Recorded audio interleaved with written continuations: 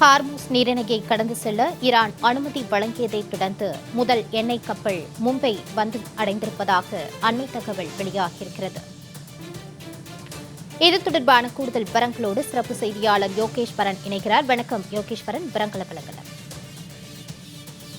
மாலத்தி, இந்தியாவில் கச்சா எண்ணெய் வரத்து குறைவு காரணமாக எரிபொருள் மற்றும் எரிவாயு தட்டுப்பாடு ஏற்கனவே தொடங்கி இருக்கக்கூடிய நிலையில் பல்வேறு வழிகளில் இருந்து கச்சா எண்ணெய் இறக்குமதி செய்வதற்கான நடவடிக்கைகளை மத்திய அரசு மேற்கொண்டு வருவதாக மத்திய வெளியுறவுத்துறை அமைச்சகம் தினசரி நடைபெறக்கூடிய அதிகாரப்பூர்வ செய்தியாளர்கள் சந்திப்புல தெரிவித்து வருகிறார்கள்.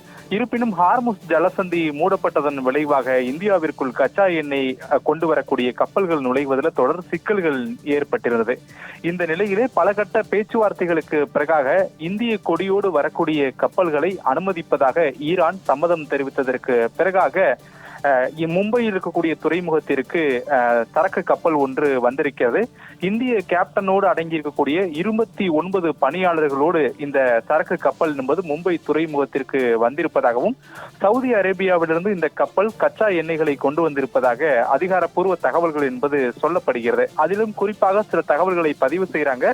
இந்த கப்பல் இந்த போர் நடைபெற்றதற்கு பிறகாக மார்ச் 3ஆம் தேதி சவுதி அரேபியாவில் இருக்கக்கூடிய ஒரு எண்ணெய் சுத்திகரிப்பு நிலையத்திலிருந்து புறப்பட்டு இருக்கிறது என்றும், ஆனால் ஹார்முஸ் ஜலசந்தி மூடப்பட்டதன் விளைவாக இந்த கப்பல் பாதுகாப்பான இடத்துல நிறுத்தி வைக்கப்பட்டிருந்தது. பல கட்ட பேச்சுவார்த்தைகளுக்கு பிறகு இந்தியா வரக்கூடிய இந்திய கொடியோடு வரக்கூடிய கப்பல்களை அனுமதிப்பதற்கு ஈரான் அனுமதி என்பதை வழங்கியிருந்த நிலையில் இந்த கப்பல் என்பது மும்பை துறைமுகத்திற்கு வந்தடைந்திருக்கிறது. ஆனால் இது இந்தியாவில் இருக்கக்கூடிய எரிபொருள் மற்றும் எரிவாயு தேவையை பூர்த்தி செய்யுமா என்பது மிகப்பெரிய கேள்வி. உதாரணத்திற்கு சென்னை துறைமுகத்திற்கு கடந்த வாரத்தில் வர வேண்டிய 5 எண்ணெய் கப்பல்கள் வருவதில் தாமதம் ஏற்பட்டிருக்கிறது அப்படின்ற விவரங்களை சென்னை துறைமுக அதிகாரிகள் வழங்கியிருந்தாங்க.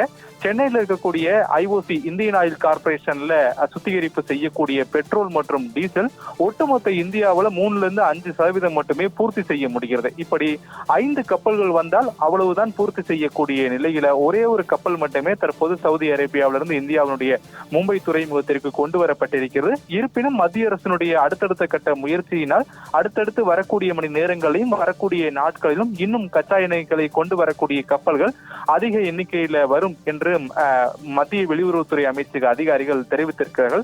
நாட்டில் தற்போது எரிபொருள் மற்றும் எரிவாயு தட்டுப்பாடு ஏற்பட தொடங்கி இருக்கக்கூடிய நிலையில மக்கள் மாற்று வழிகளை நோக்கி நாட தொடங்கி இருக்கக்கூடிய நிலையில் நேற்று தினம் கூட மத்திய அரசு தெரிவித்திருந்தார்கள், எரிவாயு சிலிண்டர் முன்பதிவு செய்த 2.5 நாட்கள்ல வழங்கப்படும் என்றும் அதற்கான பணிகளை எல்லாம் நாங்கள் தொடர்ந்து செய்து வருகிறோம் என்று. அந்த அறிவிப்புகள் எல்லாம் வெளியான அடுத்த ஓரிரு நாட்களிலே தற்போது முதல் கச்சா எண்ணெய் கொண்டு வரக்கூடிய சரக்கு கப்பல் என்பது மும்பை துறைமுகத்திற்கு வந்திருக்கிறது. இது மும்பையில் இருக்கக்கூடிய எண்ணெய் சுத்திகரிப்பு நிலையங்களில் சுத்திகரிக்கப்பட்டு பெட்ரோல், டீசல் மற்றும் எரிவாயு உள்ளிட்ட பொருட்களை எல்லாம் தனித்தனியாக பிரித்து வழங்கப்படுவதற்கான பணிகள் அடுத்த ஓரிரு நாட்களில் நிறைவடையும் என்றும் அதிகாரிகள் மட்டத்தில் தகவல்கள் என்பது வழங்கப்பட்டிருக்கிறது. மாலதி, யோகேஸ்வரன் தொடர்பான விரிவான விவரங்களோடு இணைந்தமைக்கு நன்றி.